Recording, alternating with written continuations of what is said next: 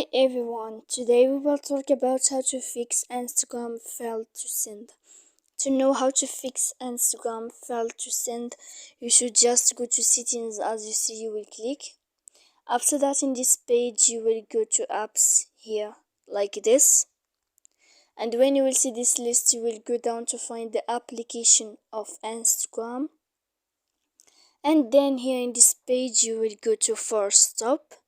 Then here you will enter to storage like this, and after all that you can click clear cache, and then you will click clear data, and you can turn off your phone.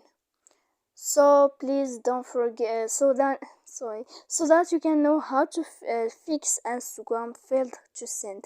So please don't forget to support us by like and subscribe. See you next time in another video.